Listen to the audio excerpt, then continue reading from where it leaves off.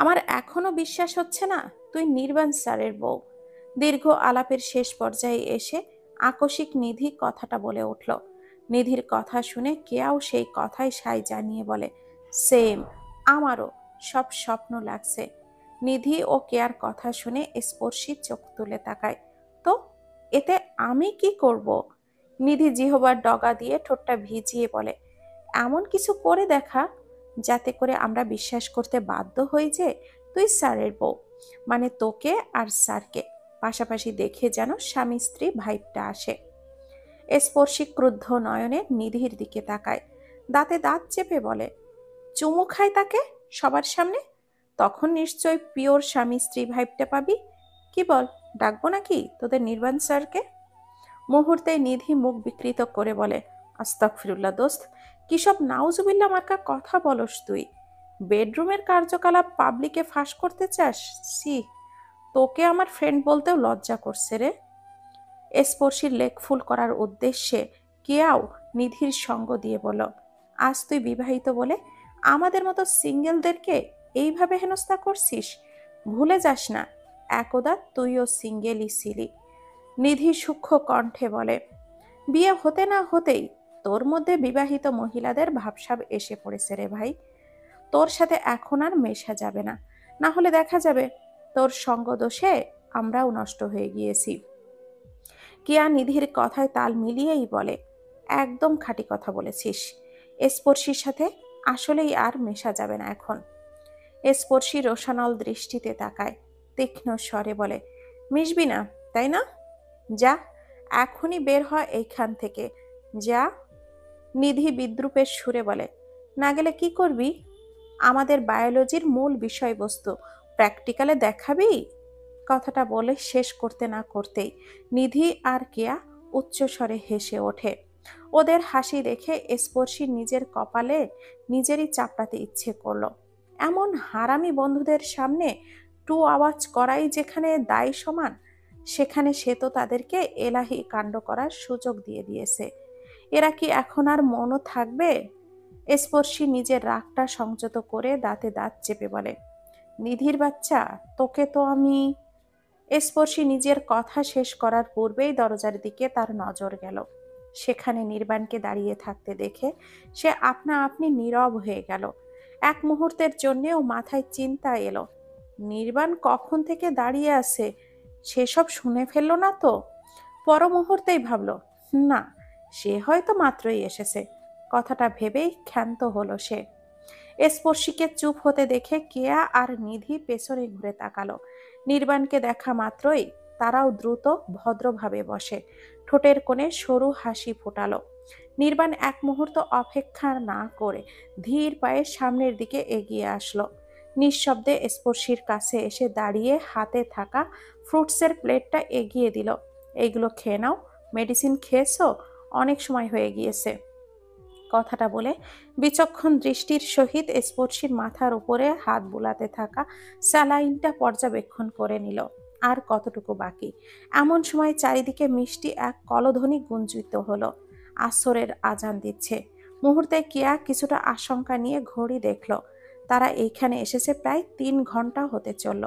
তৎক্ষণাৎই কিয়া চাপা স্বরে বলে উঠল, আই হাই, এত দেরি হয়ে গিয়েছে, খেয়ালই তো করিনি।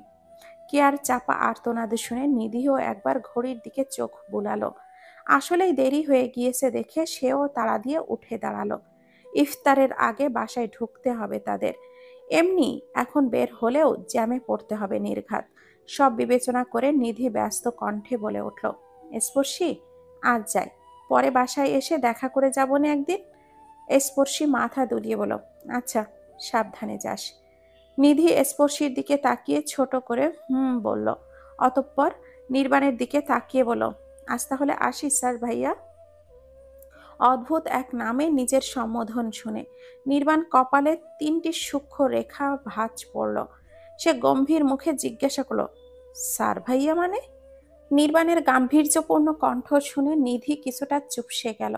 সে কেন ভুলে গেল এইটা তাদের হিটলার স্যার? তার ফাজলামো করার দুঃসাহসিকতা দেখানো মানেই বাঘের মুখে হাত দেওয়া। নিধি আড়ষ্ট ভঙ্গিতে দাঁড়িয়ে বকা খাওয়ার ভয়ে মাথা নুইয়ে বলে, না মানে, আপনি তো এখন আমাদের দুলা ভাই প্লাস স্যারও। আপনাকে ঠিক কি বলে ডাকবো বুঝতে না পেরেই ভাবলাম স্যার ভাইয়া ডাকি। সরি স্যার, আর এমন হবে না। নিধি সহজ সরল স্বীকার। নির্বাণের অভিব্যক্তি নম্র হলো। ভার্সিটি এরিয়াতে আমি সবার জন্যই স্যার, আর এর বাইরে তোমরা ভাইয়া বলে আমাকে সম্বোধন করতে পারো, সমস্যা নেই। কথাটা নিধির কর্ণকুহরে তরঙ্গিত হওয়া মাত্রই সে মাথা তুলে ফ্যালফ্যাল দৃষ্টিতে নির্বাণের পানে তাকালো। কেমিস্ট্রি ডিপার্টমেন্টে ঢোকার পর থেকেই সে এবং সর্বদা সবাই নির্বাণকে গম্ভীর অথবা কর্কশ কণ্ঠেই কথা বলতে দেখেছে। তাকে নম্র কণ্ঠে কথা বলতে দেখেছে এমন সংখ্যক মানুষের সংখ্যা হাতে গোনা। যার দরুন নির্বাণের কোমল কণ্ঠে বলা কথাটি হজম করতে নিধির বেশ বেগ পেতে হলো। বিষয়টা এমন ঠেকলো, এ যেন বাঘের মুখে মধু ছন্দা। কেয়ার অবস্থাও বিপরীতমুখী নয়। নিধি কোনো রকম নিজের ডানে বামে হ্যাঁ সূচক মাথা দোলালো। অতঃপর কেয়া নিধি সৌজন্যতার খাতিরে নির্বাণকে নিজের বাসায় দাওয়াত দিয়ে বেরিয়ে গেল নিজ গন্তব্যের উদ্দেশ্যে। নিধি কেয়া চলে যেতেই নির্বাণ স্পর্শীর কাছে টুল টেনে বসল। নিজ হাতেই স্পর্শীকে ফল খাইয়ে দিয়ে পানি খাইয়ে দিল। আকস্মাৎ স্পর্শী বলে ওঠে, এই গরমের মধ্যে মাস্ক পরে থাকতে সমস্যা হয় না আপনার? নির্বাণ মাস্কের আড়ালে কিঞ্চিত হেসে বলে, না, অভ্যাস আছে। স্পর্শী নিচু স্বরে বলল, আপনি বাসায় চলে যান, আজ থাকার কোনো প্রয়োজন নেই। কেন? হসপিটালে থাকতে আপনার অসুবিধা হচ্ছে, দেখেই সেটা বোঝা যাচ্ছে। বাসায় যান, বিশ্রাম নিন। গতকাল থেকেই তো হসপিটালেই পড়ে আছেন।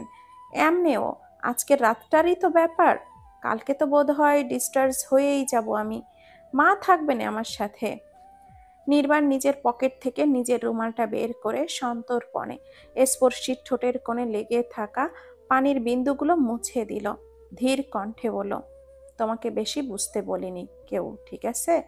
আমি ঠিক আছি, বিশ্রাম নেওয়ার কোনো প্রয়োজন নেই আমার। স্পর্শী দীর্ঘ নিঃশ্বাস ফেলল, কথা বাড়ালো না। নির্বাণ স্মিত হেসে হঠাৎ স্পর্শীর খুব নিকটে এসে কানের কাছে মুখটা স্থির করে বলে, এমনেও তোমার মনের নিষিদ্ধ ইচ্ছাটা পূরণ করতে হলে তো আমার থাকা লাগবেই। নির্বাণের ঠান্ডা শীতল ফিসফিসানিতে স্পর্শী কিঞ্চিত কেঁপে ওঠে। অস্পষ্ট স্বরে বলে, মানে কিসের ইচ্ছা? কিসের কি? মানে এটাই, রোজ আসি বলে বেঁচে গিয়েছো, আর অন্যথায় বায়োলজির প্র্যাকটিক্যাল ক্লাসটা এখনই নিয়ে নিতাম। নির্বাণের কথার মর্মার্থ বুঝতে পেরে স্পর্শীর কান গরম হয়ে আসে। মেদুর গালে ছড়ায় এক মুঠো রক্তিমা। তার মানে অসভ্য লোকটা তখন তাদের সব কথাই শুনেছে? কি লজ্জার বিষয়! স্পর্শী এক হাত দিয়ে আলতো করে নির্বাণের বুকে ধাক্কা দিয়ে বলে, কথার কি সিরি, সি! নির্বাণ স্পর্শীর নিকট থেকে সরে এসে ভুরু কুঁচকে বলে, তুমি বললে ঠিক আর আমি বললেই সি।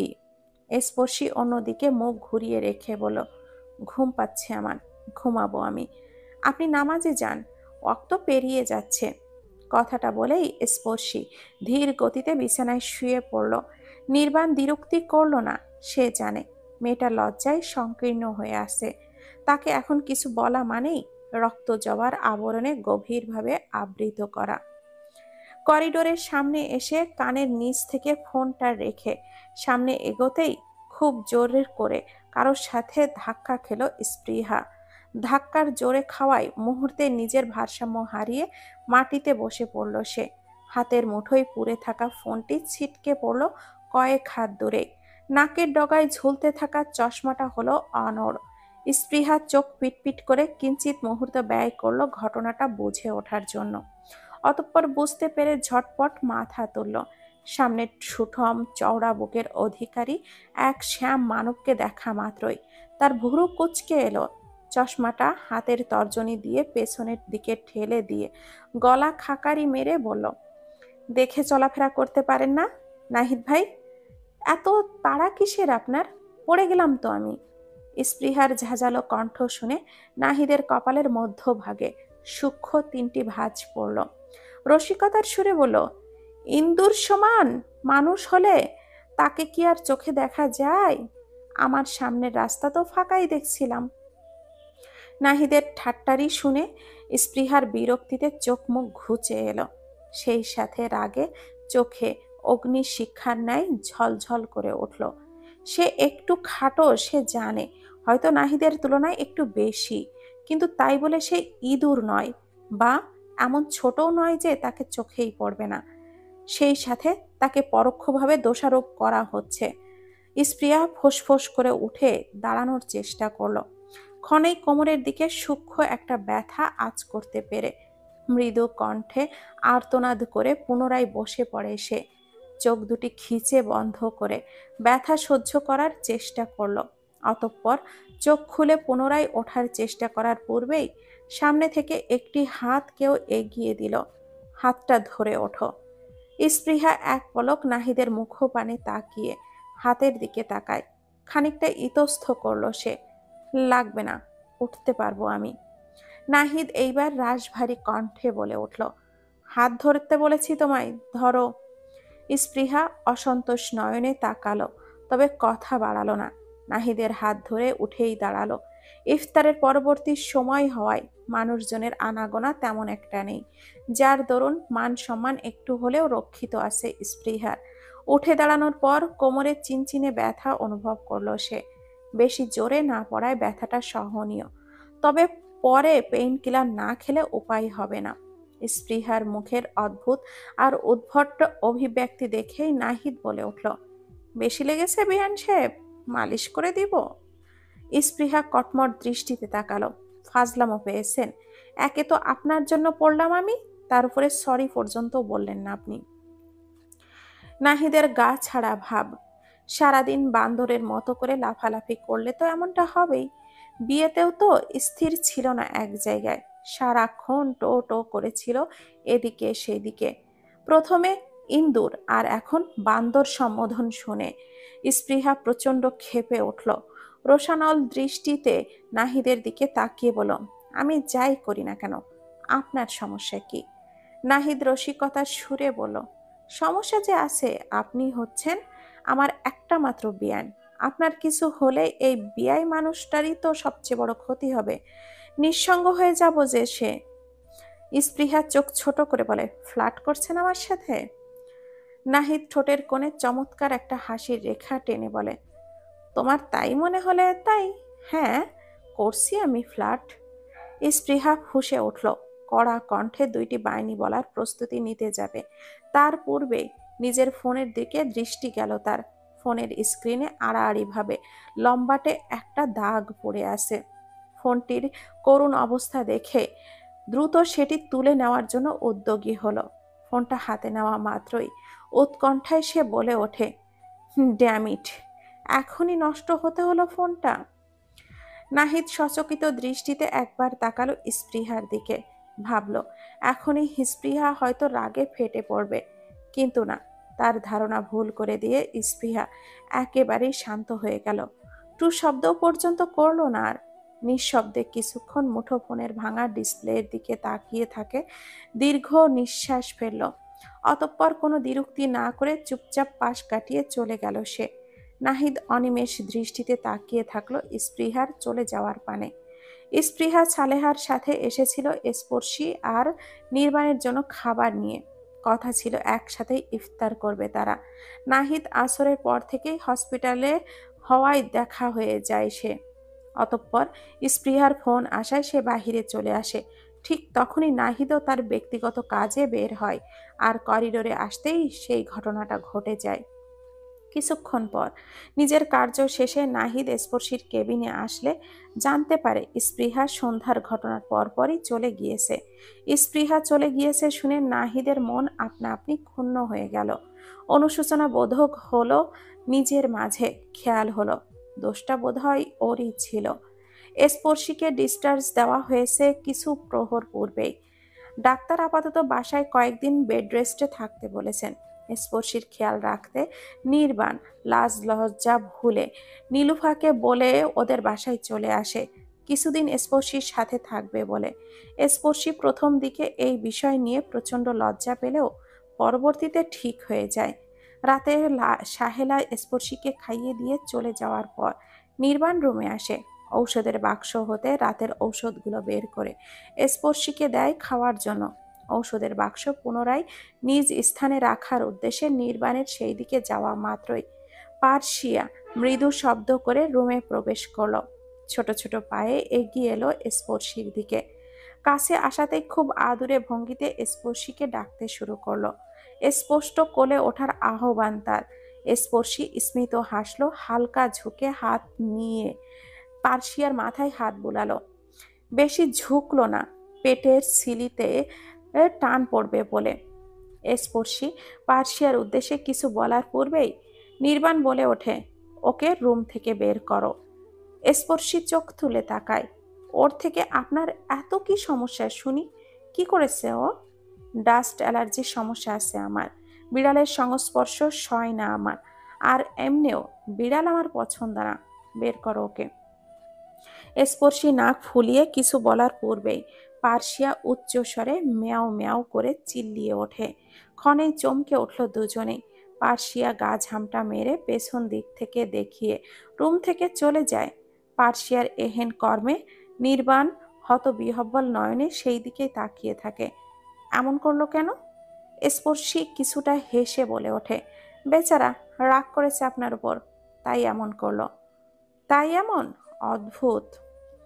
একটা কথা বলে রাখি, আমাকে আপন করার আগে কিন্তু আপনাকে পার্সিয়াকে আপন করে নিতে হবে, না হলে কিন্তু বউ পাবেন না।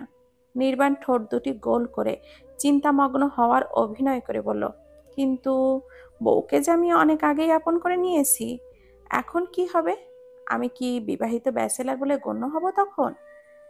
নির্বাণের কথার অর্থ বুঝতে পেরে স্পর্শী শ্যাম বর্ণ গালে রক্ত জবার গাঢ় রং আলতোভাবে মেখে গেল। অস্পষ্ট স্বরে বলে, আপনি চরম অসভ্য।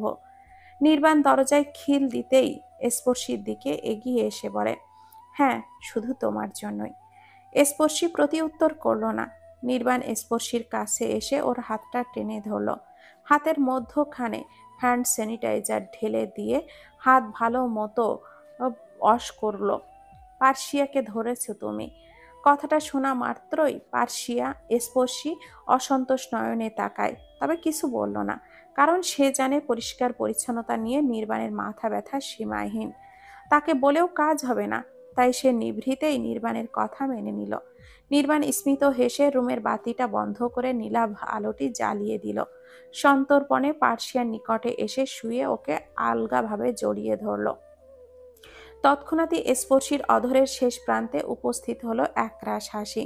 কিছুক্ষণ নিভৃতে কেটে যেতেই নির্বাণ মিহি কণ্ঠে বলে ওঠে, রাতে কোনো প্রকার সমস্যা হলে আমাকে জাগিয়ে বলবে, নিজে নিজে মাতব্বারি করবে না। অন্যথায় আমার সাবজেক্ট তোমার নাম্বার কাটাতে কোনো কৃপণতা করব না কিন্তু আমি। কথাটা শোনা মাত্রই স্পর্শীর অধরের কোণে লেপ্টে থাকা হাসিটুকু উবে গায়। সে অভিযোগের সুরে বলে, এটার সাথে নাম্বারের কি সম্পর্ক? বর বলে আপনি এমন দুর্নীতি করতে পারেন না, এইটা অন্যায়। তার উপরে বউকে থ্রেট তো গুরুতর অন্যায়। তোমার মতো তেড়া মানুষকে সোজা করতে মাঝে মধ্যে দুর্নীতিবাজ হওয়াই যায়। আর এমন থ্রেট না দিলে বউ জীবনেও কথা শুনবে না। স্পর্শী বিড়বিড় করে বলল, স্যারকে বিয়ে করার এমন সাইড ইফেক্ট থাকবে জানলে আমি জীবনেও এই বিয়ে করতে রাজি হতাম না। নির্বাণের কর্ণকুহরে কথাটা গিয়ে পৌঁছাতেই নির্বাণ বলে ওঠে, রাজি যেহেতু হয়েছ সেহেতু ভোগান্তি তো ভুগতেই হবে। You have no other choice. Hmm. স্পর্শী অন্যদিকে মুখ ঘুরিয়ে নিল। নির্বাণ তা দেখে ধীর গতিতে নিজের মুখটা স্পর্শীর গ্রীবাদেশে নিয়ে আলতোভাবে অধর ছুঁইয়ে দিয়ে বলে, সাইড ইফেক্ট নিয়ে চিন্তা না করে সুস্থ হও আগে, এরপর বেনিফিটও দেখতে পারবে। বেনিফিট কি কি একটু শুনি। নির্বাণ স্পর্শীর কান বরাবর মুখ স্থির করে মিহি স্বরে বলে, তোমাকে মা ডাক শোনাবো। পরেক্ষণে স্পর্শীর কান গরম হয়ে আসতেই স্পর্শী বলে, লাগবে না আমার কোনো বেনিফিট, ঘুমান তো আপনি। নির্বাণ আরো কিছু বলতে চাইল, তবে সময় কাটাটুকু একেবারে টুকটুক করে একটার পর একটার ঘর পেরিয়ে যেতেই নির্বাণ কথা এগোতে চাইল না, তাই ছোট করে বলো, আচ্ছা ঘুমাও, রাত হয়েছে অনেক। রৌদ্রোজ্জ্বল আকাশে শুভ্র মেঘের অহর্নিশ আনাগোনা। প্রকৃতি কেমন যেন ঝিম ধরে বসে আছে। অতি ব্যস্ততা শহরের মাঝেও যেন ছেয়ে আছে নিস্তব্ধতা। ঘড়ির কাঁটা মৃদু শব্দ করে হেঁটে চলেছে সামনের দিকে, ঠিক বারোর ঘরে এসে বিশ্রাম নেওয়ার উদ্দেশ্যে। কিছুক্ষণের জন্য থমকে দাঁড়ায়। এমন সময় ইউসিসি কোচিং সেন্টার থেকে স্পৃহা বেরিয়ে রাস্তার ধারে আসে। নাকের ডগা হতে চশমাটা পেছনের দিকে ঠেলে দিয়ে রিক্সা খুঁজতে উদ্যত হয়েছে সে। রোজায় ধরেছে আজ তাকে। সব কেমন যেন ছন্ন ছাড়া লাগছে। তার উপরে অসহনীয় এই গরম। কোনো মতে এখন বাসায় যেতে পারলেই বেঁচে যায় সে। সে এদিক সেদিক তাকিয়ে রিক্সা খুঁজতে নিলে হুট করেই তার চোখ গিয়ে আটকায় রাস্তার ওপারে দাঁড়িয়ে থাকা নাহিদের দিকে। নির্লিপ্ত দৃষ্টিতে সে স্পৃহার পানেই তাকিয়ে আছে। দুইজনের দৃষ্টি একে অপরের সাথে বিনিময় হতেই নাহিদ রাস্তা পার হয়ে এদিকে আসে।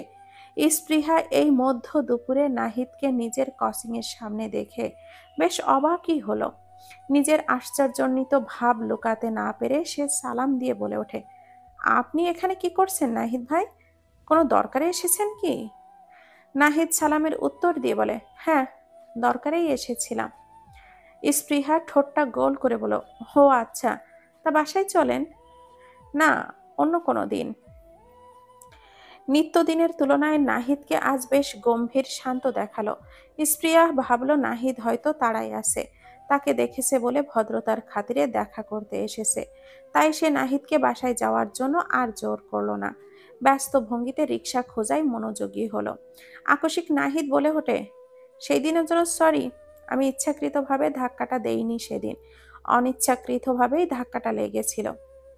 স্পৃহা চোখ তুলে তাকালো, নিজের চশমা ঠিক করে বলল, জানি নাহিদ ভাইয়া, তবে চিন্তা করবেন না, আমি কিছু মনে করিনি, ভুল আমাদের দুজনেরই ছিল। নাহিদ কিঞ্চিত হাসলো, ডান হাতে থাকা প্যাকেটটা স্পৃহার দিকে এগিয়ে দিয়ে বলল, আচ্ছা ঠিক আছে, এখন এইটা নাও। স্পৃহা কৌতূহলী দৃষ্টিতে তাকিয়ে বলল, জি? নাহিদের নির্লিপ্ত কণ্ঠ, তোমার জন্য এটা নাও। স্পৃহা বিস্ময়কর কণ্ঠে বলল, আমার জন্য? কি? নাহিদ প্রত্যুত্তর করল না। খুব সন্তর্পণে স্পৃহার হাতটা টেনে ধরে ওর হাতের মুঠোয় ব্যাগটা ধরিয়ে দিয়ে বলল, রাখো। স্পৃহা ব্যাগটা হাতে নিয়ে দেখল ভেতরে একটি মোবাইল সেটের বাক্স। স্পৃহার বুঝতে দেরি নেই যে এটা কিসের জন্য তাকে দেওয়া হয়েছে। সে এক মুহূর্ত বিলম্ব না করে দ্রুত ব্যাগটা নাহিদের হাতে ধরিয়ে দেয় এবং বিনয়ী কণ্ঠে বলে, আমি এটা নিতে পারবো না ভাইয়া, আপনি নিয়ে যান। তোমাকে ফোনটা আমি বিনা কারণে দিচ্ছি না, আমার জন্য দিচ্ছি। তোমার ফোনটা আমার জন্য নষ্ট হয়েছে বলেই আমি দিচ্ছি। আমি তো বলেছি সমস্যা নেই, ওই ঘটনাটা আমি ভুলেই গিয়েছি, তাই বলবো আপনিও ভুলে যান। সেটা একটা অ্যাক্সিডেন্ট ছিল, অনুশোচনা করার প্রয়োজন নেই, ফোনটা নিয়ে যান আপনি। নাহিদ অনিমেষ দৃষ্টিতে তাকালো স্পৃহার দিকে। কিছু বলার পূর্বেই পেছন থেকে স্পৃহার ডাক পড়ে। স্পৃহার ডাকা সাড়া দিতেই পেছন ঘুরে তাকায়। তার ক্লাসমেট মৃন্ময় তার গেটের সামনে দাঁড়িয়ে তাকে ডাকছে। ছেলেটাকে দেখা মাত্রই নাহিদের দৃষ্টি প্রখর হলো। স্পৃহা প্রত্যুত্তর করতেই মৃন্ময় সামনে এগিয়ে এলো, মন্থর কণ্ঠে জিজ্ঞাসা করলো, স্পৃহা, তোমার কাছে গতকালের নোট আর শিটগুলো হবে? আমি মিস দিয়েছিলাম কাল ক্লাস। স্পৃহা স্বল্প হেসে বলে, হ্যাঁ আছে, তুমি নিতে পারো আমার থেকে। কথাটা বলে স্পৃহা একবার আর চোখে নাহিদকে পর্যবেক্ষণ করে নিয়ে নিজের ব্যাগ থেকে একটা খাতা আর কয়েকটা শিট বের করে মৃন্ময়ের হাতে তুলে দিল। মৃন্ময় বিস্তৃত হেসে বলে, বাঁচালে আমায়, থ্যাঙ্কস এ লট। স্পৃহা স্মিত হাসলো। মৃন্ময় নোটগুলোর দিকে নজর বুলাতে বুলাতে বলে, আমার সাথে না হয় ফটোকপির শপে চলো, এখনই সব কপি করে তোমাকে নোটসগুলো ফিরিয়ে দিচ্ছি, অন্যথায় বাসায় নিয়ে গেলে আমি আবার ফেরত দিতে ভুলেও যেতে পারি। স্পৃহার কয়েকটা শিট আজ দরকার ছিল বলে মৃন্ময়ের প্রস্তাবে সে রাজি হয়ে যায়। অতঃপর নাহিদের দিকে তাকিয়ে বলে, আসি ভাইয়া, ভালো থাকবেন, আর বাসায় এসেন কিন্তু। নাহিদ বিরক্ত করল না, তবে প্রখর দৃষ্টি অনড় থাকলো। স্পৃহা কোনো উত্তর না পেয়ে পুনরায় একই কথা বলল। নাহিদ এবার প্রতি উত্তরে শুধু বলল, যাও। স্পৃহা কোনো সময় বিলম্ব না করে মৃন্ময়ের সাথে সামনের দিকে হাঁটা দিল। নাহিদ যেখানে দাঁড়িয়েছিল সেখানেই দাঁড়িয়ে থাকলো। পেছন থেকে শুনতে পেল ছেলেটা জিজ্ঞাসা করছে, ভাইয়াটা কে? স্পৃহা উত্তর দিল, আপুর ছোট দেবর হন উনি। কোনো কাজে এসেছে একটাই, হুট করেই দেখা হলো, তাই কথা বলছিলাম। পরবর্তীতে মৃন্ময় স্পৃহা দূরে চলে যেতেই আর কোনো কথা নাহিদের কর্ণগোচর হলো না। তবে নাহিদের দুই হাত মুষ্টিবদ্ধ হয়ে এলো। ভিতরকার অনুভূতির রূপ নিল বিশ্রী। নিজের সীমাহীন রাগ নিয়ন্ত্রণ করতে খুব জোরে সামনে পড়ে থাকা ইটের টুকরোতে লাথি মারে। হঠাৎ করা এমন কর্মকাণ্ডে কোনো ব্যাখ্যা পেল না সে। এত রাগের উৎস পেল না। তার রাগটা আসলে কিসের জন্য? স্পৃহা তার দেওয়া গিফটটা নেয়নি বলে, নাকি স্পৃহা অন্য একটা ছেলের সাথে আছে বলে, নাকি স্পৃহা তাকে বোনের দেবর বলে সম্বোধন করেছে বলে, কে জানে। বড় সড়কের দিকে গাড়ি চালিয়ে নিয়ে যাচ্ছে নির্বাণ। পাশেই স্পর্শী বসে ঝিমোচ্ছে। প্রায় সকাল সকালই ঘুম পূর্ণ হওয়ার আগেই নির্বাণ তাকে ঘুম থেকে তুলে দিয়েছিল হসপিটালে যাবে বলে। আজ 3 দিন হলো তাকে হসপিটাল থেকে ডিসচার্জ করা হয়েছে, তাই রেগুলার চেক আপ এখন আবশ্যক। স্পর্শী আজ যেতে না চাইলেও নির্বাণ তাকে বলতে প্রায় ধরেই নিয়ে এসেছে। স্পর্শী এতে এক গাল ফুলালেও নির্বাণের মন গলায়নি। যাই হোক না কেন, স্পর্শীর স্বাস্থ্যের সাথে নির্বাণ কোনো ধরনের হেলা করতে প্রস্তুত নয়। হসপিটালের সামনে পার্কিং এরিয়াতে গাড়িটা পার্ক করে নির্বাণ আগে গাড়ি থেকে নামে। স্পর্শীর সিটের দিকে ঘুরে এসে দরজা খুলে স্পর্শীকে নামতে সাহায্য করে সে। অতঃপর গাড়িটা লক করে স্পর্শীর হাতে ফাইল দিয়ে তাকে এক হাত দিয়ে ভালো মতো জড়িয়ে ধরে এবং আরেক হাতের মুঠোয় স্পর্শীর হাতটি শক্ত করে ধরে। তার পুরো চেতনা এই দিকে নিবদ্ধ, স্পর্শী যাতে বিন্দুমাত্র কষ্ট না হয়। আশেপাশে অনেকেই তাকিয়ে আছে তাদের দিকে। চাহনিতে কারোর বিস্ময়, তো কারোর মুগ্ধতা, তো কারোর ঈর্ষা। কিন্তু তাদের বা তাদের চাহনির দিকে নির্বাণ বা স্পর্শী কেউই বিন্দুমাত্র আগ্রহ প্রকাশ করল না। ধীর পায়ে এগিয়ে গেল ডাক্তারের কেবিনে। চেক আপ করিয়ে বের হওয়ার সময় একটা ওয়ার্ড বয়ের সাথে স্পর্শীর ধাক্কা লাগলো। সাথে সাথে ওয়ার্ড বয়ের হাত থেকে দুটো কাচের শিশি পড়ে ভেঙে ছড়িয়ে ছিটিয়ে গেল। নির্বাণ দ্রুত স্পর্শীকে পেছনের দিকে টেনে আগলে নিল। ব্যাকুল উৎকণ্ঠা জিজ্ঞাসা করলো, তুমি ঠিক আছো? কোথাও ব্যথা পাওনি তো? ঘটনাক্রমে স্পর্শী ভয়ে কিছুটা আঁটোসাঁটো হয়ে দাঁড়িয়ে আছে। নির্বাণ কণ্ঠ শুনে সে চোখ তুলে তাকায়। নিজেকে শান্ত করে আশ্বস্ত সুরে বলে, ঠিক আছি আমি।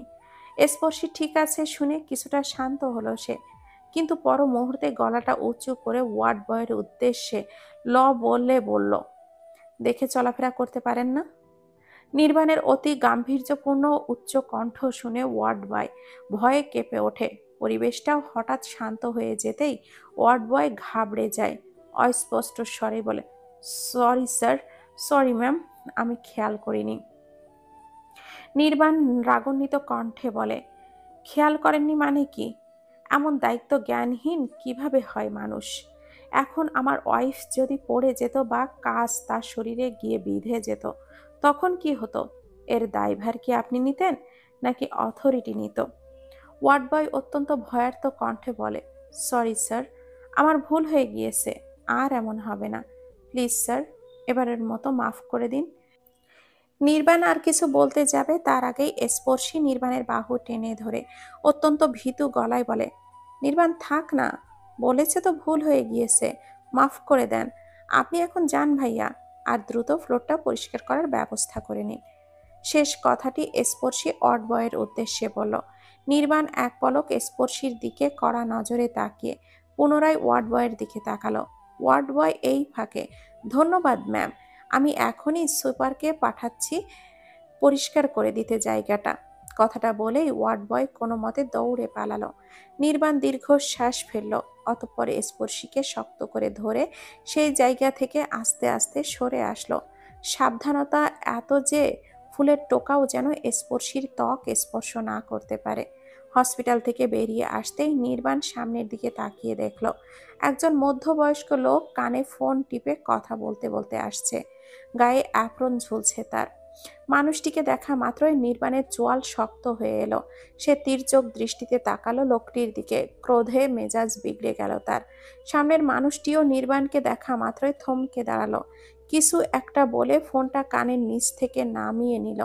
নির্বাণ আর দাঁড়ালো না, দ্রুত পা চালালো সামনের দিকে। লোকটা পাশ কাটিয়ে যাওয়ার সময় সে বলে ওঠে, কেমন আছো? নির্বাণ এক মুহূর্তের জন্য থমকালো। এভাবে নির্বাণের মেজাজটা চওড়া ছিল। তার উপরে এই লোকের সাক্ষাৎকার যেন তার মাথায় আগুন ধরিয়ে দিল। তবুও সে নিজেকে প্রচণ্ড শান্ত রাখার চেষ্টা করে কাট কাট কণ্ঠে বলল, আমি কেমন আছি সেটা জেনে আপনার কোনো কাজ নেই। So mind your own business.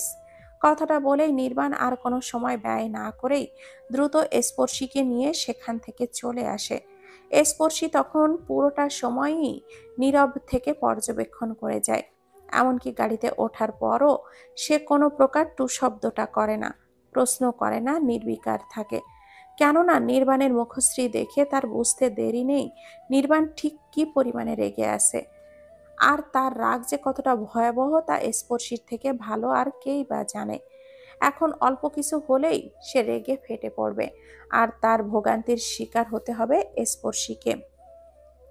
তাই সে চুপ থাকাটাই বুদ্ধিমানের কাজ বলে মনে করলো। তবে মনের মাঝে বুনতে শুরু করলো অজানা অজস্র প্রশ্ন। মিলল কিছু সমীকরণ। সেই লোকটার আর নির্বাণের মুখের আকৃতি কিঞ্চিত মিল খুঁজে পাওয়া যায়।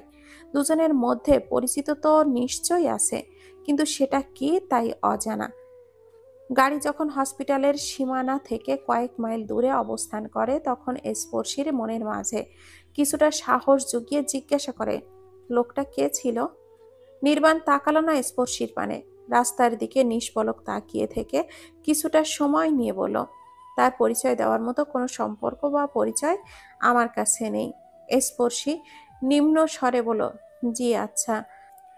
স্পর্শী নিম্ন স্বরে বলল, জি আচ্ছা, তবে তাকে আমি একদা বাবা বলে জানতাম।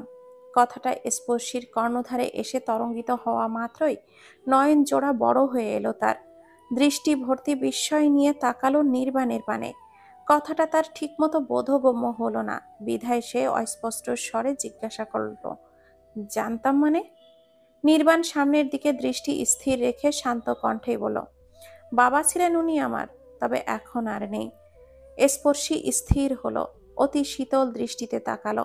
প্রশ্ন করল না আর একটিও, মৌন রইল।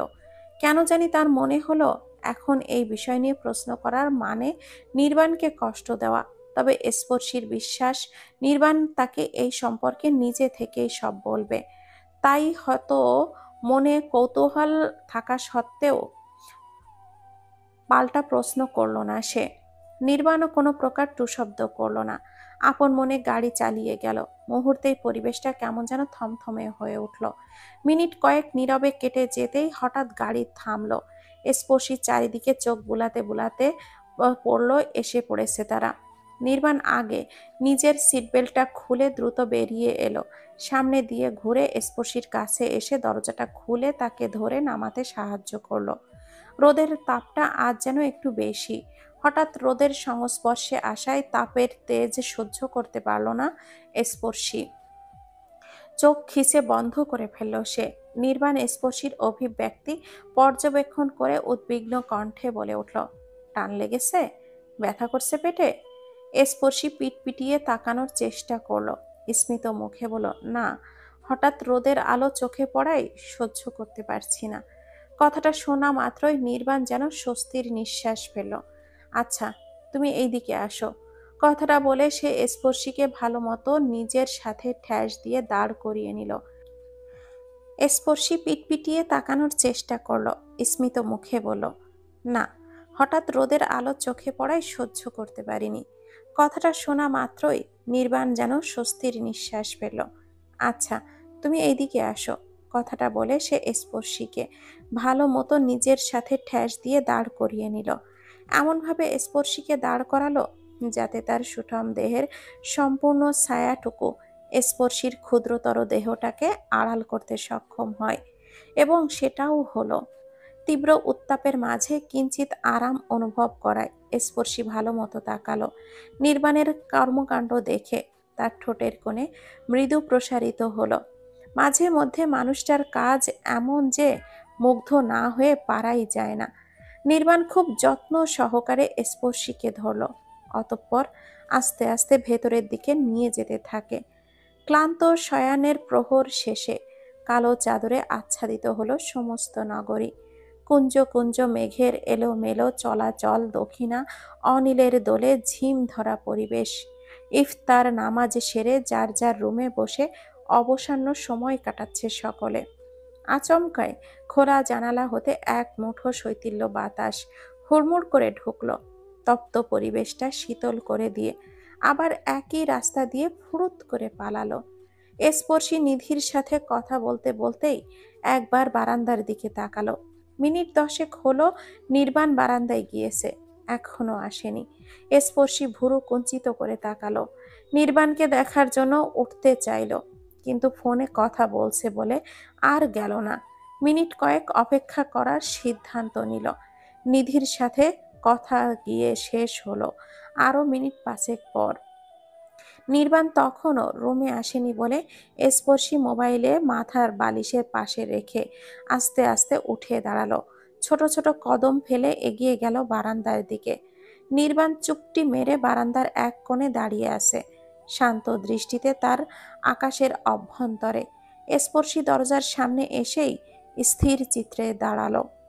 সকালে তখন বাসায় আসার পর থেকেই নির্বাণ কেমন যেন অন্যমনস্ক হয়েছিল। দরকার ব্যতীত বেশি একটা কথা বলেনি, রুম থেকেও বের হয়নি।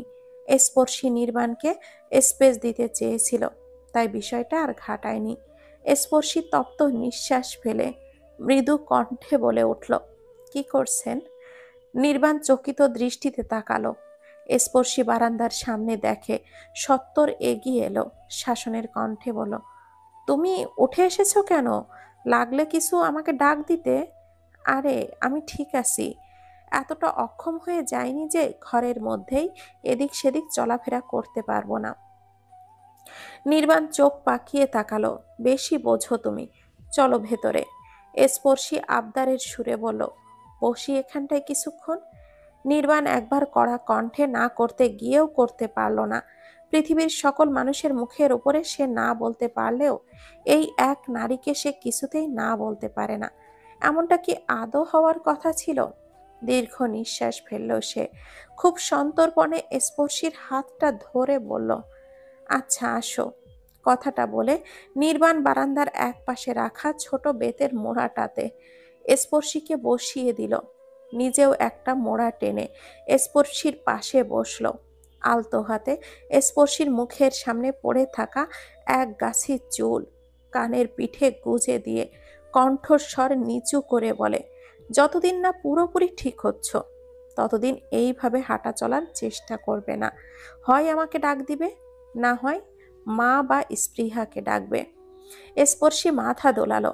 আবসা অন্ধকারে নির্বাণ প্রত্যুত্তরে কি রকম অভিব্যক্তি প্রকাশ তা বোঝা গেল না, তাই স্পর্শী নির্বাণের বাবাকে নিয়ে প্রশ্ন করবে কিনা এই দ্বিধায় পড়ে গেল। কিছুক্ষণ নিভৃতে কেটে যেতেই নির্বাণ বলে উঠল, কি প্রশ্ন করতে চাচ্ছ করে ফেলো, আমাকে প্রশ্ন করতে জড়তা কিসের তোমার? নির্বাণের কথায় স্পর্শী মুহূর্তে অপ্রস্তুত হয়ে পড়ল। না মানে তেমন কিছু না, সকালের ব্যাপারে জানতে চাইছো তাই তো? স্পর্শী কিছুটা সংকোচ বোধ করলো, তাই প্রতি উত্তরে চুপ করে থাকাটাই শ্রেয় মনে করলো। নির্বাণ স্পর্শীকে চুপ থাকতে দেখে নিচু কণ্ঠে বলতে শুরু করলো, ছোট থাকতে 8-10টা ফ্যামিলির মতোই হ্যাপি ফ্যামিলি ছিল আমাদের। যদিও ডক্টর মোহাম্মদ সাইদ মানে আমার বাবাকে তেমন একটা কাছে পাইনি আমি আর নাহিদ। পেশায় তিনি সার্জন ছিলেন, তো সেই সুবাদে বেশিরভাগ সময়ই তিনি ঢাকার বাইরে আসা যাওয়া করতে হতো তার। তার জন্য রাত দিন ছিল না, যখন ডাক পড়তো তখনই ছুটে যেত। ছোট থেকে দেখে আসায় বিষয়টা আমাদেরও সয়ে গিয়েছিল। কখনো এইসব নিয়ে বাসায় ঝগড়া বিবাদ লাগেনি। তবে নাহিদ হওয়ার বেশ কয়েক বছর পর থেকেই দেখতাম বাবা মায়ের মাঝে বেশ মনোমালিন্য চলে। বাবা ঝগড়া করে বাসা থেকে বের হলে সপ্তাহর পরেও ফিরত না, মাসে হাতে গোনা 2-3 বার বাসায় ফেরে, এমন একটা অবস্থা। আর মাস শেষে টাকাটা ঠিক পাঠিয়ে দিয়ে নিজের দায়িত্ব পালন করে ফেলতেন। আমার দুই ভাই ছোট থেকেই বাবাকে তেমন কাছে পায়নি, তাই তার প্রতি আমাদের এতটাও টান ছিল না। তার বাসায় থাকা না থাকা আমাদের জন্য একই ছিল। মাই আমাদের সকল দেখাশোনা করতেন। অতঃপর আমার যখন 18 আর নাহিদের 12 ছিল, তখন ডক্টর সাইদ তার দ্বিতীয় স্ত্রীকে নিয়ে ঘরে ওঠেন। মা এসব নিয়ে জিজ্ঞাসা করলে জানতে পারে তারা আরো 3 বছর আগেই বিয়ে করেছেন, আর সম্পর্ক ছিল বহু পূর্ব থেকেই। এবং ডক্টর সৈয়দ এতদিন লুকিয়ে সংসারও করে এসেছেন। এখন তিনি মাকে ডিভোর্স দিতে চান, দ্বিতীয় পক্ষের সাথে থাকতে চায়। তাই তিনি তাকে ঘরে তুলে এনেছেন। এই সংসার আর তিনি চান না। মা তখন ভেঙে পড়লেও শুধু একটা প্রশ্নই করেছিল, এইটাই তার শেষ কথা কিনা। তিনি উত্তরে হ্যাঁতেই দিয়েছিলেন। এরপর মা আমাদের কাছে এসে কোনো ভনিতা না করে পুরো বিষয় খুলে বলে, আর জিজ্ঞাসা করে আমরা কার সাথে থাকতে চাই। দুই ভাই আমরা কেউই মাকে বেছে না নিয়ে বাবাকে নেইনি। ব্যাস, এরপর থেকে এক কাপড়েই মা আমাদেরকে নিয়ে সেই ঘর ছাড়েন এবং ফোন করে নানাজানকে সব জানায়। নানাজান তখনই বড় মামাকে পাঠায় মাকে নিতে। এরপর আরো অনেক কাহিনী। তাদের ডিভোর্স ফাইল হয়, আমাদের কাস্টাডির জন্য অ্যাপ্লাই করা হয়। সব এখানে মা, নানাজান আর মামার সাহায্যে নিজ উদ্যোগেই করেন। ডক্টর সৈয়দও এগুলোই চাচ্ছিলেন, যার জন্য সব ঝামেলাবিহীন শেষ হয়ে যায়। আমাদের কাস্টাডিও সহজে মা পেয়ে যায়, কারণ ডক্টর সৈয়দ আমাদেরকে এভাবেও চাননি। এরপর থেকে আমাদের আলাদা পথ চলা। মা নিজের মতো করে জীবন গুছিয়ে নিলেন, মামাদের সাথে ব্যবসায় যোগ দিলেন। আমাদের পড়াশোনাও তিনি চালিয়ে নিয়ে গেলেন। বলতে গেলে মাই আমাদের পুরো পৃথিবী ছিল। আর আমাকে বা নাহিদকে কেউই বাবার সাথে কথা জিজ্ঞাসা করলে এটাই বলতাম, আমাদের বাবা মৃত বা নেই। এতটুকু বলে নির্বাণ দীর্ঘশ্বাস ফেলে। অতঃপর আবারও বলতে শুরু করে, সেই ঘটনার বছর খানিক পর ডক্টর সৈয়দ আমাদের কাছে আসেন এবং ফিরে যাওয়ার অনেক অনুরোধ করেন, কারণ তার দ্বিতীয় স্ত্রী নাকি তখন বাসা থেকে কয়েক ভরি স্বর্ণ আর টাকা নিয়ে পলাতক। খোঁজ নেই কোনো, যার দরুন আজ সে আমাদের কাছে ফিরেছে। কিন্তু তার প্রতি আমাদের ক্ষোভ ঘৃণা এত ছিল যে তিনি বেশিক্ষণ টিকতে পারেননি, আর না কোনোদিন পেরেছে। কথা শেষে নির্বাণ স্পর্শীর পানে তাকালো। স্পর্শী মাথা নত করে বসে আছে। বলার মতো কোনো ভাষা নেই তার কাছে। কী বা বলবে? এখনকার দিনে এরূপ ঘটনার অভাব নেই সমাজে। এক দম্পতির বিচ্ছেদ যে কতটা ভয়াবহ তা শুধু তাদের সন্তানদের কথা শুনে এবং অবস্থান বিবেচনা করেই বোঝা যায়। স্পর্শীকে চুপ থাকতে দেখে নির্বাণ ধীর গতিতে স্পর্শীর এক হাত নিজের হাতের মুঠোয় নিয়ে বলে, এইটা ভাববার প্রয়োজন নেই যে আমি তোমার থেকে সত্যিটা লুকিয়েছি বা কিছু। এই ঘটনাটা আমার জীবনের সাথে জড়িয়ে থাকলেও এইটা আমাকে প্রদর্শন করে না যে আমি কেমন বা আমার চরিত্র কেমন। তাই বিষয়টা কখনো গুরুত্ব সহকারে দেখা হয়নি বা বলাও হয়নি। আজ মনে হলো বিষয়টা তোমার জানা প্রয়োজন, তাই জানালাম। না হলে ভবিষ্যতে এই নিয়ে সমস্যা হলেও হতে পারে। স্পর্শী নরম সুরে বলল, না না, সমস্যা নেই। নির্বাণ এইবার কণ্ঠস্বর ভারী করে বলল, আজ আমি তোমার থেকে দুটো কথা চাই, দিবে? দেওয়ার আমি অবশ্যই চেষ্টা করব। কথাটা আমি আগেও বলেছি তোমায়, তবু আজ আবারও বলছি, কখনো আমার মাকে কষ্ট দিও না। আমি সব সহ্য করতে পারি, কিন্তু আমার মায়ের কষ্টটা না। তিনি আমাদের বড় করতে গিয়ে অনেক সহ্য করেছেন, মানুষের কটু কথা শুনেছেন, যা হয়তো বলার ঊর্ধ্বে।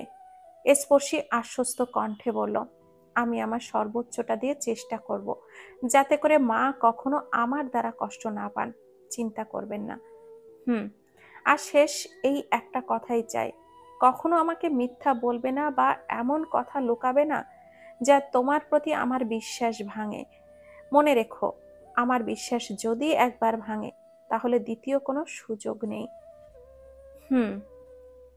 কথাটা বলেই নির্বাণ হাতের মুঠোয় পুড়ে থাকা স্পর্শীর কোমল হাতটি উল্টো পিঠে আলতোভাবে নিজের অধর ছোঁয়ালো। নির্লিপ্ত কণ্ঠে বলল, আমার কিন্তু ভরসা আছে তোমার প্রতি। কখনো এই ভরসা ভাঙতে দিও না। নির্বাণের কথায় স্পর্শীর কর্ণগোচর হওয়া মাত্রই প্রথমে রুদ্রের ব্যাপারটা তার স্মৃতির দুয়ারে এসে কড়া নাড়ল। রুদ্রের কথা একেবারেই নির্বাণকে জানানো হয়নি, বলা হয়নি বিয়ের আগে তার একটা সম্পর্ক ছিল এবং সেটার সাথে কিছু অপ্রীতিকর ঘটনাও তার জীবনের সাথে আষ্ঠে পৃষ্ঠে জড়িয়ে আছে। প্রত্যক্ষভাবে না হলেও পরোক্ষভাবে ওই ঘটনার বদৌলতেও আজ তার আর নির্বাণের ভাগ্য একে অপরের সাথে সম্পূর্ণভাবে জুড়ে গিয়েছে। হঠাৎ স্পর্শীর ভাবনা এলো, বিষয়টা কি সে লুকাচ্ছে? নিজের অজান্তেই ঠকাচ্ছে সে নির্বাণকে? তার সবটা জানার তো অধিকার আছে নির্বাণের। কিন্তু রুদ্রের কথা জানার পর তার পার্শ্ব প্রতিক্রিয়া কি হবে? বিষয়টা কি সে ভালোভাবে নেবে, নাকি ওকে ভুল বুঝবে? সব ভাবনা এবং প্রশ্নের পরিশেষে মন ও মস্তিষ্ক একটাই উত্তর দিল, নির্বাণকে সবটা সত্যি বলে দিতে। স্পর্শী ঠিক করলো এখনই সে রুদ্রের কথা তাকে বলে দিবে। মনের মাঝে কিঞ্চিত সাহস জুগিয়ে স্পর্শী আধারের মাঝেই চোখ তুলে তাকালো নির্বাণের দিকে।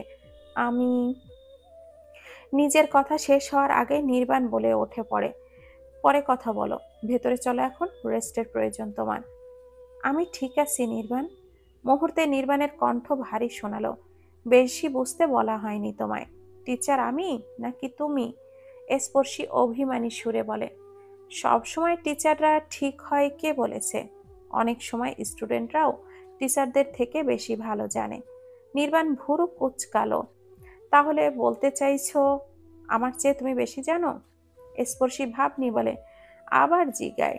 নির্বাণ কিঞ্চিত হাসলো, তাই নাকি? তাহলে অর্গানিক রিয়াকশন মেকানিজমের ডেফিনেশনটা বলো তো দেখি, পুরো ব্যাখ্যা সহ বলবে কিন্তু। প্রশ্নটা শোনা মাত্রই স্পর্শীর মুখটা পাংশুটে বরণ ধারণ করলো। খুব মনের চেষ্টা করেও সে অর্গানিক আর ডেফিনেশনের ঠিকঠাক মানেটা করতে পারল না। যতটুকু মনে পড়লো খালি ততটুকুই বলার ক্ষুদ্র চেষ্টা করলো। A reaction mechanism is a formalised description. এতটুকু বলেই সে আটকে গেল, বলতে পারল না আর।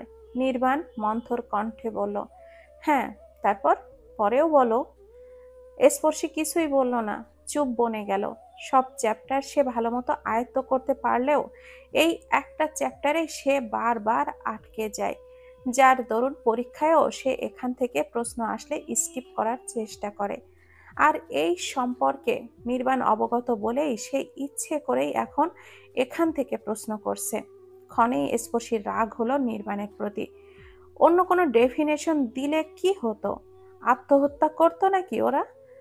আকস্মিক নির্বাণ বলে উঠল, যে নাকি নিজের পড়াই ঠিক মতো জানে না সে নাকি আবার আমার চেয়ে বেশি জানে? How funny. স্পর্শী রাগান্বিত কণ্ঠে বলল, আপনি খারাপ, জঘন্যতম খারাপ। জানেন আমি এই চ্যাপ্টারে ভালো নই, তাও এখান থেকে প্রশ্নটা করছেন। টিচারদের ধর্মই স্টুডেন্টদের দুর্বল পয়েন্টে আঘাত করার, না হলে তারা জীবনেও কোনো কিছু শিখবে না। স্পর্শী নাক ফুলালো, টিচারদের আরো একটা ধর্ম আছে, তারা যেখানে সেখানে পড়া নিয়ে বসে পড়ে। আমি যে অসুস্থ একজন মানুষ সেই দিকে কি কারোর খেয়াল আছে? একটা অসুস্থ ব্যক্তিকে পড়া নিয়ে এইভাবে বুলি করছেন আপনি, এটা কি ঠিক? এই না, তুমি ঠিক ছিলে। কই, আমি তো শুরু থেকেই অসুস্থ, বেড রেস্ট দরকার আমার। রুমে চলেন চলেন চলেন। নির্বাণ স্মিত মুখে তাকালো, স্পর্শীর হাতটা ধরে বলল, ড্যামেজ একটা, চলো। স্পৃহা টেবিলে বসে বায়োলজির বইটা খুলে চোখ বোলাচ্ছে আর বিড়বিড় করে পড়ছে, মাঝে গুরুত্বপূর্ণ জিনিসগুলো খাতায় নোট করে নিচ্ছে। অ্যাডমিশন টেস্টের আর মাত্র 1 মাস সময় আছে। পড়ার গতি এখন না ধরলে শেষ দিয়ে সুবিধা করা দায় হয়ে যাবে। পার্সিয়া ওর টেবিলের ওপরেই বসে আরাম করে ঝিমোচ্ছে। মাঝে মধ্যে স্পৃহার মনোযোগ নিজের দিকে নেওয়ার জন্য মৃদু শব্দ করে উঠছে। স্পৃহা একবার সেই দিকে তাকিয়ে 2-1 ওর গায়ে হাত বুলিয়ে দিয়ে আবারও পড়ায় মনোযোগ দিচ্ছে। পড়ার এক পর্যায়ে স্পৃহা মুঠোফোন বেজে ওঠে। স্পৃহা মোবাইলের দিকে তাকায় একবার, অপরিচিত নাম্বার দেখে কলটা কেটে পুনরায় বইয়ের পাতায় দৃষ্টি স্থির করে। সেকেন্ড কয়েক যেতেই আবারও ফোনটা বেজে ওঠে। স্পৃহা সাধারণত অপরিচিত কল ধরে না, যার দরুন আজও সে ধরল না। পরপর 3বার কল আসার পর স্পৃহা ফোনটা ধরল। দরকারি কল হবে ভেবে, না হলে এতবার কেউ কল দেয় না। ফোনটা রিসিভ করে প্রথমে সালাম দিল সে, অতঃপর জিজ্ঞাসা করলো, জি, কে বলছেন? অপর পাশ থেকে কোনো উত্তর এলো না। স্পৃহা কয়েকবার হ্যালো হ্যালো করলো, কিন্তু লাভ হলো না। অবশেষে অপর পাশ থেকে কোনো উত্তর না পেয়ে স্পৃহা ফোনটা কেটে দিল। কয়েক সেকেন্ড বিরতি নিয়ে ফোনটা আবারও বাজতে শুরু করলো। স্পৃহা কলটা রিসিভ করে কথা বলতে চাইলো ঠিকই, কিন্তু অপর পাশ থেকে এইবার প্রতি উত্তর এলো না। এর মধ্যে শুধু ঝিঝি শব্দ শোনা গেল, হয়তো নেট সমস্যা বা অন্য কিছু। তবে পর পর 2বার একই ঘটনা পুনরাবৃত্তি হওয়া শেষে স্পৃহার মেজাজটা চটে যায়। সে রোষানল কণ্ঠে বলে, কে ভাই আপনি? বারবার ফোন দিয়ে জ্বালাচ্ছেন কেন? আরেকবার যদি ফোন করেছেন তাহলে খবর আছে আপনার। ভুলেও যাতে পরবর্তীতে আমার কল না আসে আপনার ফোনে। যত সব আজাইরা পাবলিক। কথাটা বলে কলটা কেটে দিল স্পৃহা। অতঃপর ফোনটা সাইলেন্ট করে বিছানায় ফেলে রাখলো। পড়ায় আর মন বসাতে না পেরে বেরিয়ে গেল রুম থেকে। এদিকে অপর প্রান্ত হতে স্পৃহার কণ্ঠগুলো শুনে কেউ তেলে বেগুনে জ্বলে ওঠে। দাঁতে দাঁত চেপে বসে রইল। অবস্থা এমন, না পারছে সইতে, না পারছে কিছু বলতে। সকাল হতেই নির্বাণ স্পর্শীকে বই নিয়ে বসিয়ে রেখেছে। গতকাল রাতে ঠিকঠাক ডেফিনেশন বলতে না পারায় আজ নির্বাণ নিজ দায়িত্বে অর্গানিক রিয়াকশন মেকানিজম চ্যাপ্টারটা পড়িয়ে দিচ্ছে। স্পর্শী পড়তে না চাইলেও নির্বাণ তাকে এই বলে বসিয়ে রেখেছে যে, তুমি না ঠিক আছো, তাহলে পড়তে সমস্যা কোথায়? অবসর সময় কাজে লাগাতে শেখো। নিজের কথার প্যাসে বিশ্রীভাবে ফেঁসে যাওয়ায় স্পর্শীরাও করতে পারছে না। কোনো মতে দাঁতে দাঁত চেপে নির্বাণের কথা শুনছে আর পড়া গিলছে। নিজের ভাগ্যের উপরে নিজেরই এখন কান্না আসছে তার। কেন যে সে একজন টিচারকে বিয়ে করতে গেল?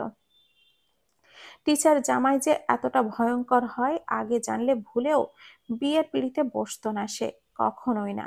স্পর্শী যখন নিজের চিন্তা ভাবনায় মশগুল তখন নির্বাণ গলা উঁচিয়ে বলে ওঠে, কোথায় মনোযোগ তোমার? সিম্পল একটা জিনিস এতক্ষণ ধরে বোঝাচ্ছি, তুমি খেয়ালই করছো না। একটু মনোযোগ দাও, পেরে যাবে। এইটা অনেক ইজি একটা টপিক। স্পর্শী মনে মনে ব্যঙ্গাত্মক করলো কথাটা। হাই, ইজি একটা টপিক! আপনি টিচার মানুষ ভাই, আপনার কাছে কঠিন লাগবে কোনটা? সবই তো ডাল ভাত আপনার জন্য। আর যত জগা খিচুড়ি বিরিয়ানি খাচ্ছি আমার জন্য। কিন্তু মনের কথা আর প্রকাশ করলো না, মুখে বলল অন্য কথা। দেখুন, আপনার গুণ ও মেধা বেশি বলে এই না যে সবাই আপনার মতোই হবে। সৃষ্টিকর্তা সবাইকে সব দেয় না। আমার আপনার মতো এত গুণ বা মেধা নেই। কথাটা বলেই বাঁ দিকে মুখ ঘুরিয়ে বসলো স্পর্শী। দাঁতে দাঁত চেপে ক্রোধান্বিত দৃষ্টিতে তাকালো জানালার বাহিরে। বিস্তৃত আকাশের পানে স্পর্শীর সামনে দাঁড়িয়ে থাকা মানবটি তা দেখে শীতল দৃষ্টিতে তাকালো, বলল, তোমার কি মনে হয় সৃষ্টিকর্তা আমায় সব গুণ আর মেধা একসাথে দিয়ে তারপর পাঠিয়েছে? স্পর্শী না তাকিয়ে অকপটে বলে দিল, অবশ্যই। নির্বাণ এবার ঠোঁট কামড়ে হাসলো, বলল, তোমার কথায় ভুল আছে তা তুমি নিজেও জানো। আল্লাহ কখনো কাউকে কম বা বেশি দিয়ে এই পৃথিবীতে পাঠায়নি। যদি পাঠাতো তাহলে তা জন্মের পরই চিহ্নিত করা যেত। স্পর্শী ঘাড় ঘুরিয়ে ভুরু কিঞ্চিত কুঁচকে তাকালো।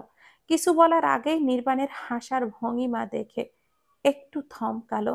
পরেক্ষণে নিজের দৃষ্টি সরিয়ে নিয়ে সগরোক্তি কণ্ঠে বলল, কি বলতে চান আপনি? এইটাই যে গুণ আর মেধা সবার মাঝেই আছে, শুধু শ্রেণীভেদ, তাদের ধারণা ভিন্ন ভিন্ন।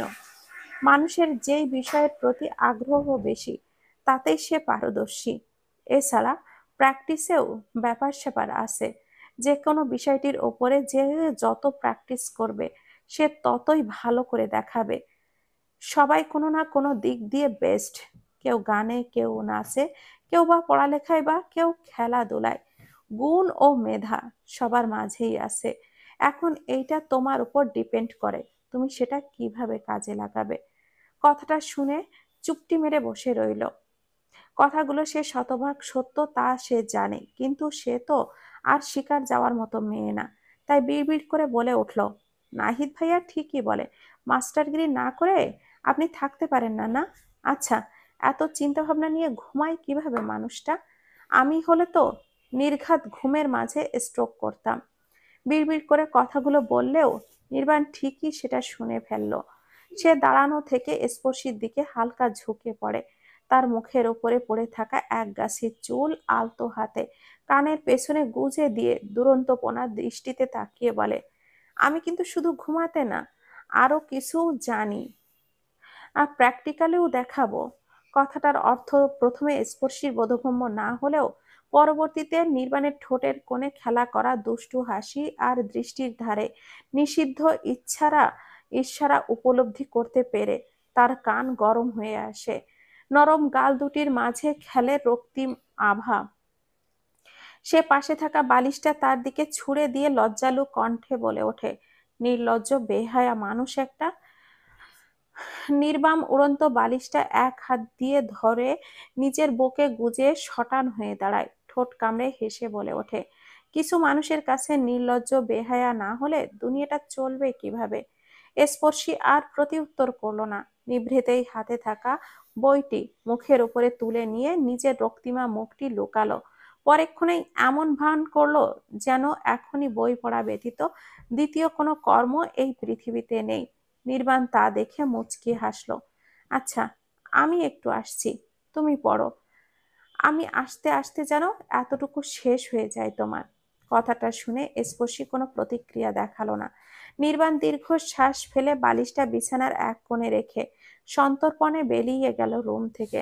নির্বাণ বেরিয়ে যেতেই স্পর্শী লম্বা নিঃশ্বাস ফেলে যেন হাঁপ ছেড়ে বাঁচল সে। ঠোঁটের কোণে তখনও তার লাজুক হাসি। কিছুক্ষণ আপন ভাবনায় সময় গড়িয়ে যেতে ক্ষণেই তার কালকের বলা নির্বাণের কথাগুলো মনে পড়ে।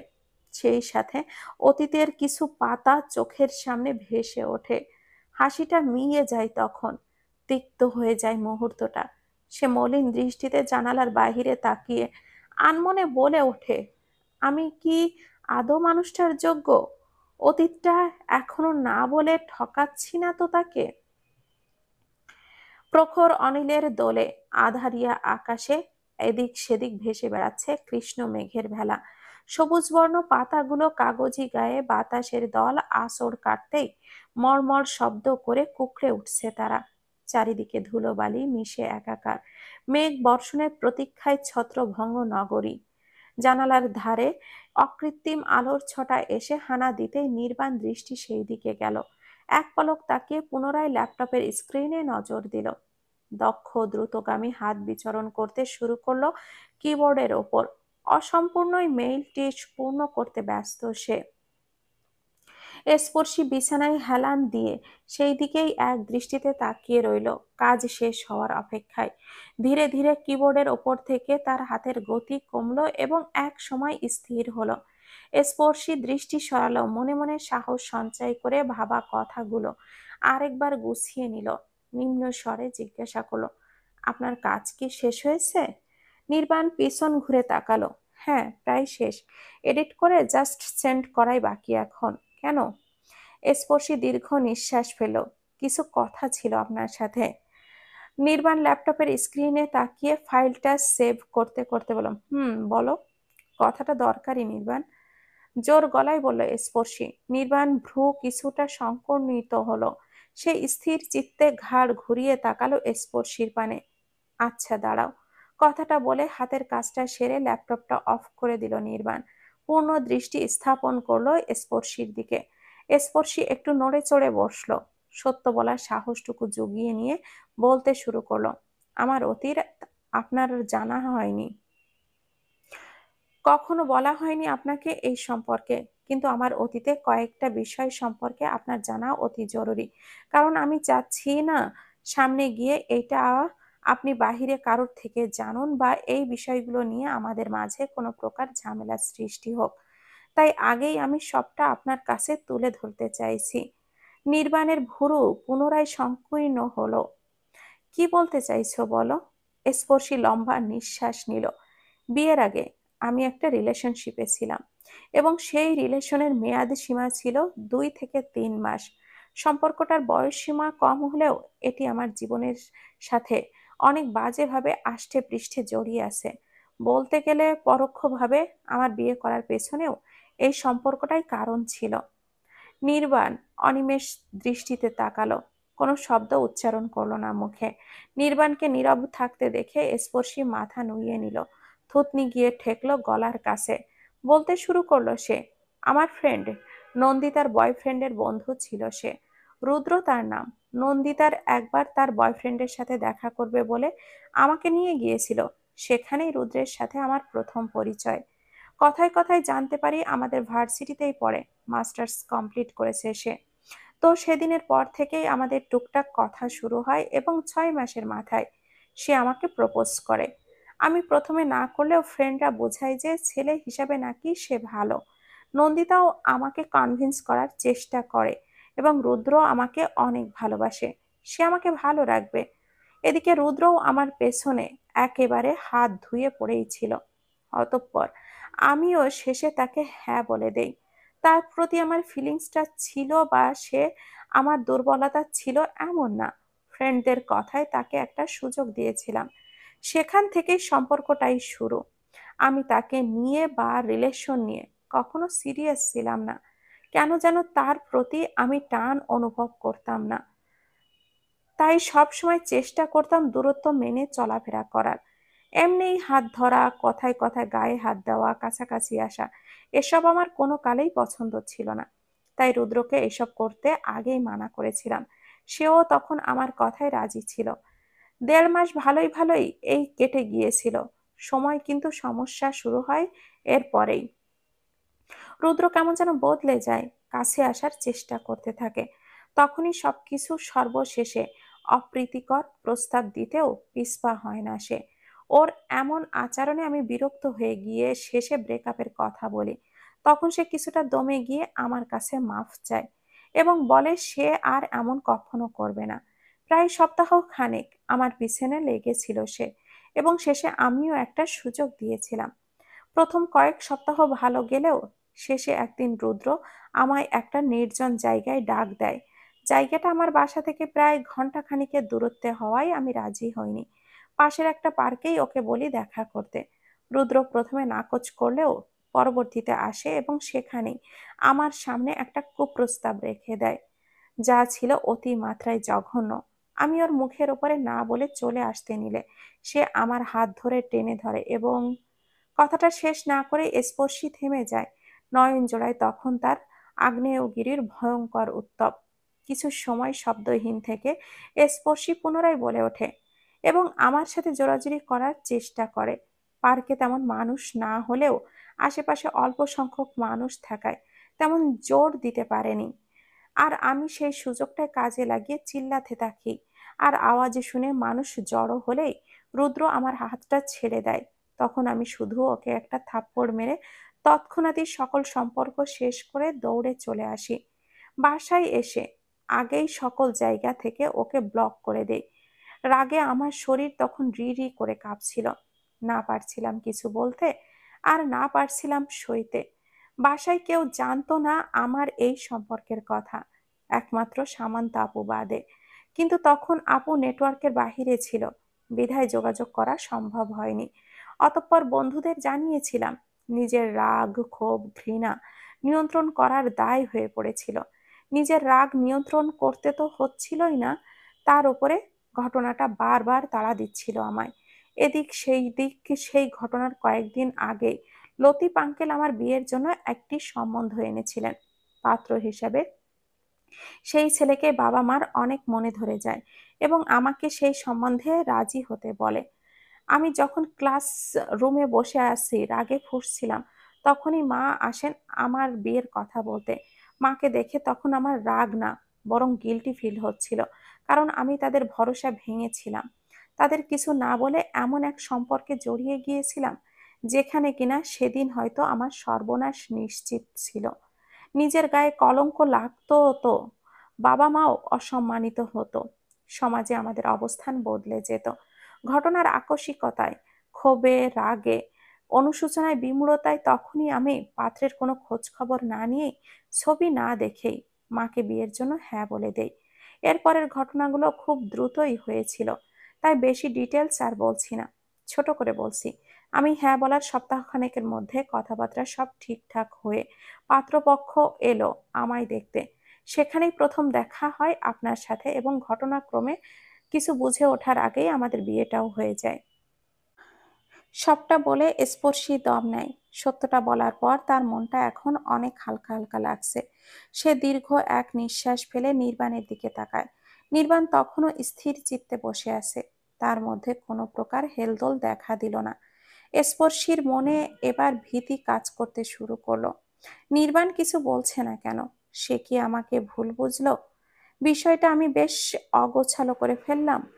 কিছু জিজ্ঞাসা করার সাহস আর জোগাতে পারল না স্পর্শী। বাহিরে তখন ঝুম বৃষ্টির আবির্ভাব। শীতল পানির বড় বড় ফোঁটা হানা দিচ্ছে দক্ষিণা জানালার ধারে। মাঝে মধ্যে মেঘরাজ নিজের শক্তি প্রদর্শন করতে গর্জে উঠছে। অলৌকিক দ্যুতি ছড়াচ্ছে ঘনীভূত মেঘের আড়ালে। জানালার অপর প্রান্তে প্রকৃতির তাণ্ডব চললেও তার এ প্রান্তের পরিবেশ প্রচণ্ড নিভৃতে নৈঃশব্দে ঘেরা। কিছুক্ষণ পর গম্ভীর পরিবেশটা ভেঙে নির্বাণ বলে ওঠে, তার সাথে কি তোমার এখনো যোগাযোগ আছে? না, নেই। স্পর্শী নিম্ন কণ্ঠের উত্তর। রাস্তাঘাটে বা ভার্সিটিতে বিরক্ত করে তোমায়? স্পর্শী দৃষ্টি তুলে এক লোক নির্বাণের দিকে তাকালো। প্রথম দিকে একটু করেছে, তবে এখন আর করে না। ওই ছেলেটার সকল ইনফরমেশন আমাকে দিও তো। সেটা দিয়ে আপনি কি করবেন? দরকার আছে। নির্বাণের শীতল কণ্ঠের বাণী শুনে স্পর্শীর মন ক্ষুণ্ণ হলো। সে মুখটা ছোট করে বলল, আচ্ছা। সে ভেবেই নিল নির্বাণ তার প্রতি রাগান্বিত। হয়তো সত্যটা দেরিতে বলেছে বলে, অথবা অন্য কারণও হতে পারে। তবুও স্পর্শী ক্ষুদ্র চেষ্টা করলো বিষয়টা স্পষ্ট করার। আপনার সাথে আমার সম্পর্ক প্রথম দিকে এত সহজ ছিল না। সেই সাথে আমি সম্পর্কটার ভবিষ্যৎ নিয়েও অনিশ্চিত ছিলাম। তাই আগে আপনাকে কথাগুলো জানানোর প্রয়োজন বোধ করিনি। কিন্তু এখন আপনি আমার জীবনের খুব গুরুত্বপূর্ণ কেউ একজন। আমার সম্পর্কে প্রত্যেকটা কথা আপনার জানার অধিকার আছে। তাই সত্যটা লুকালাম না। এখন আপনার মনে যদি আমাকে নিয়ে দ্বিতীয় কোনো ধারণা থাকে, তাহলে বলতে পারেন। স্পর্শীর কথা শুনে নির্বাণ এক মুহূর্তের জন্য নিঃশব্দ রইল। অতঃপর বলল, যতক্ষণ পর্যন্ত তোমার বর্তমান আর ভবিষ্যৎ একান্ত আমি, ততক্ষণ পর্যন্ত তোমার অতীত নিয়ে আমার মনে কোনো ভাবনা নেই। এখন তুমি যদি অতীত নিয়ে ভাবো, তাহলে বলবো, অতীতে তোমার গায়ে কলঙ্ক লাগলেও আমার জন্য এখন তুমি যা আছো তাই থাকতে। কোনো পরিবর্তন আসতো না তোমার প্রতি আমার আচরণে। তাই এইসব নিয়ে ভেবো না। আমি আছি, থাকবো আজীবন। কথাটা বলেই নির্বাণ স্পর্শীর সান্নিধ্যে এসে তার কপালে অধর ছুঁয়ে দিয়ে তার চুলের মাঝে হাত গলিয়ে দেয়। স্পর্শী আকস্মিক নির্বাণকে আলতোভাবে জড়িয়ে ধরল। নিভৃতেই মুখ গুজল তার বুকে। দুজনের মাঝে চলল নীরব কথোপকথন, যা কিনা বর্ণ অক্ষর শব্দহীন হয়েও বোঝালো দুজনেই সম্পর্কের মানটা যেন বৃদ্ধি পেল এখানেই। দুজনের মনের এক জায়গায় হলেও নির্বাণের চোখের ভাষা ছিল অন্য, কিছুটা শুক্র অনল প্রবব মিশ্রিত, যেটা কিনা স্পর্শী ধরতেই পারল না।